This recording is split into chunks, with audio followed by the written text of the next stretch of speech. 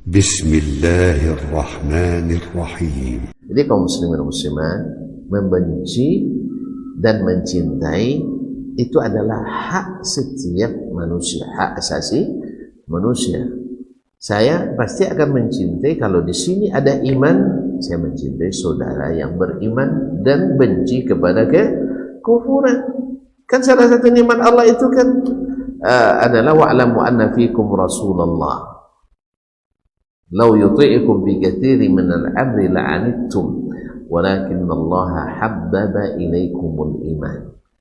Tetapi Allah lah yang membuat kalian mencintai iman, wa zayyanahu fi qulubikum, dan menghiasi iman itu dalam hati kalian, wa karraha ilaikumul kufra wal fusuqa wal isyan, dan Allah jadikan kalian membenci kekufuran, membenci kefasikan, membenci kemaksiatan.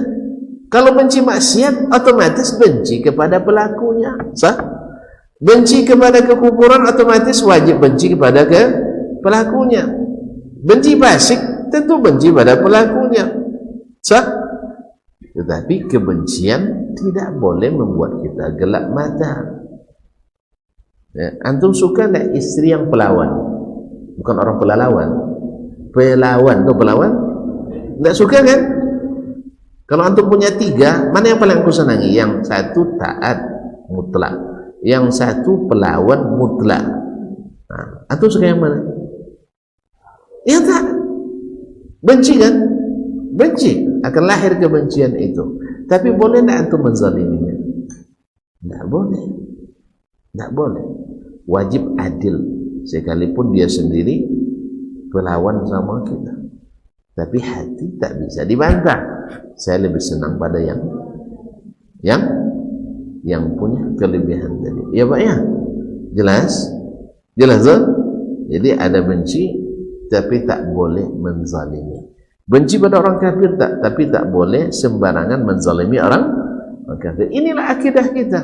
Nah kalau begini, dianggap teroris, berarti yang mengatakan itu yang teroris, menakut-nakuti orang. Ma'asyiral kiram yang dirahmati Allah SWT. Kalau gitu semua kita teroris. Asal ada benci dalam hati berarti bibit teroris, bibit radikal. Karena tidak satu pun kita kecuali membenci dan mencintai. Betul? Betul tidak? Ustaz aja dibenci. Bahkan Rasul saja dibenci. Berarti semuanya radikal. Makanya membenci dengan cara yang benar, mencintai dengan cara yang benar, itulah jalan yang benar. Tidak mungkin kita mencintai semua orang, tidak mungkin. Sebagaimana kita tidak mungkin membenci semua orang, tapi bencilah secara normal dan cintailah secara natural. Allah musta'an. Paham ya? Ini gara-gara wala obarannya agak panjang dikit. Rasanya sensitif masalahnya. Masalahnya sensitif. Iya. Oleh sebab itu perlu dijelaskan ini. Jadi mereka dengan mengikutinya wala kepada pengikutnya, dan wa'adau, dan tidak wala kepada yang tidak mengikuti akidah ini. Jelas? Sama. Khalaf itu sendiri, yang berpaham khalaf pasti tidak suka dengan berpahaman salaf. Betul kan? Betul apa salah saya? Iya betul sekali. Bisa dibuktikan.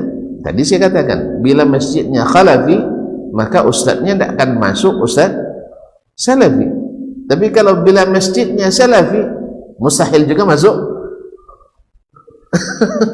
masuk khalafi. Allah musta'an. Jadi oleh itu kaum muslimin dan muslimat dirahmati Allah SWT pada umumnya, kecuali yang artinya ada aturan-aturan yang mengatur.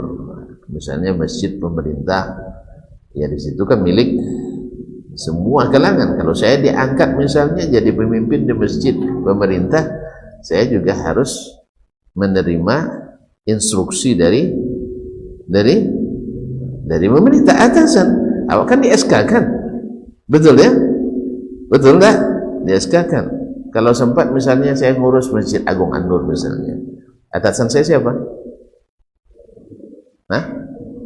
Pak Gubernur. Lalu bilang Pak Gubernur bilang, Ustadz tolong undang Ustadz Siano. Saya bilang apa?